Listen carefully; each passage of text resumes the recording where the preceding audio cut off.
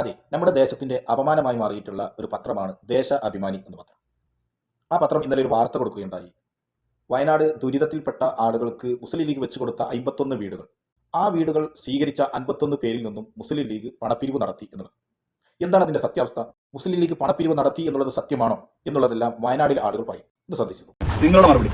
അതായത് ഞങ്ങൾ 27-ാം തീയതി എല്ലാവരും 51 വീട്ടുകാരും ഇവിടെ കൂടണമെന്നാണ് ആഗ്രഹിച്ചത്.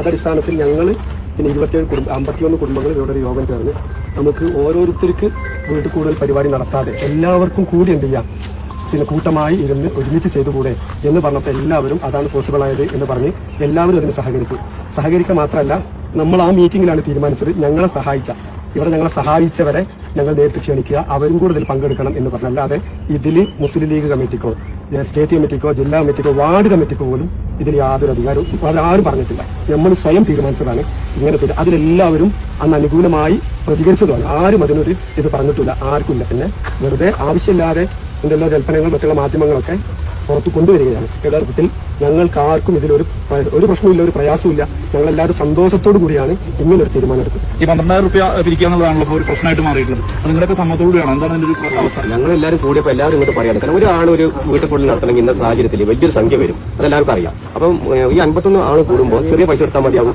എന്നൊരു ധാരണയിലാണ് എല്ലാവരും പറഞ്ഞത്. നമുക്ക് ഒരു 12 രൂപ വെച്ച് പിരിച്ചിട്ട് എല്ലാവരും ഒരുമിച്ച് കൂടുക എന്ന് വെച്ചിട്ട്, അതല്ലാതെ ഞങ്ങൾ ഒരു ഇത്ര വേണമെന്ന് ആർക്ക് ഞങ്ങൾ മട്ടില്ല. അവരെല്ലാവരും തീരുമാനിച്ചാൽ പാർട്ടി ഇതേ ഞങ്ങൾക്ക് പാർട്ടി ഞങ്ങൾക്ക് വീട് തന്നാൽ പിന്നെ അവരുടെ ഞങ്ങൾക്ക് വീട് കൂടെ പൈസ വയ്ക്കാൻ പറ്റുമോ, അല്ലെങ്കിൽ ജനങ്ങൾക്ക് വയ്ക്കാൻ പറ്റും. അപ്പൊ ഞങ്ങളല്ലേ ഞങ്ങൾ വീട്ടിൽ കൂടെ നടത്തേണ്ടത്. അപ്പൊ ഞങ്ങൾ വീട്ടിൽ കൂടെ നടത്താൻ ഇപ്പൊ എല്ലാവരും പറഞ്ഞത് എല്ലാവരും കൂടി ആകുമ്പോൾ കുറച്ച് പൈസ കുറവ് വരും, അപ്പൊ നമുക്ക് ഒരുമിച്ച് ചെയ്യാം എന്ന എല്ലാവരുടെ അഭിപ്രായത്തിലാണ് ഞങ്ങൾ. എല്ലാവരും ഇതിൽപ്പെട്ട ആൾക്കാരാണ്. അപ്പൊ ചില ചാനലുകളും ചില മാധ്യമങ്ങളും എല്ലാവരും പറയുന്നില്ല, അവർ ഞങ്ങൾ അപമാനിക്കുകയാണ് ശരിക്കും ചെയ്യുന്നത് പൈസ പിരിക്കാന്ന് പറഞ്ഞിട്ട്. ഞങ്ങളുടെ വേദനയാണ്. പക്ഷേ ഞങ്ങൾ വീട്ടിൽ കൂടെ നടത്തുമ്പോൾ ഞങ്ങളുടെ കുടുംബങ്ങളെ അയൽവാസികൾ വിളിക്കേണ്ട ഞങ്ങൾക്ക് എന്തായാലും.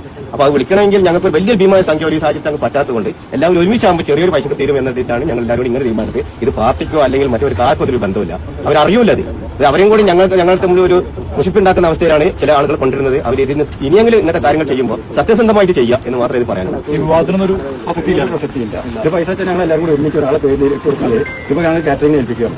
അപ്പൊ പല ആൾക്കാർക്ക് കൊടുക്കുന്നുണ്ട്. അപ്പൊ ഒരാളെ കയ്യിൽ ഞങ്ങൾ പൈസ സാഹചര്യത്തിൽ ഞങ്ങൾ എല്ലാവരും കൂടി ഒരുമിച്ച് നടക്കും 27-ാം തീയതി. കണ്ടല്ലോ. പിന്നെ ഒരു കാര്യം, എന്റെ വീഡിയോ ആദ്യമായിട്ട് കാണുന്നവർ എന്റെ ചാനൽ ഒന്ന് സബ്സ്ക്രൈബ് ചെയ്യുക, ബെല്ലൈക്കൺ ടച്ച് ചെയ്യുക. അപ്പം ഞാൻ വിടുന്ന വീഡിയോ നിങ്ങളിലേക്ക് നോട്ടിഫിക്കേഷൻ ആയിട്ട് എത്തും. ഓക്കെ, അപ്പം സബ്സ്ക്രൈബ് ആൻഡ് ബെല്ലൈക്കൺ.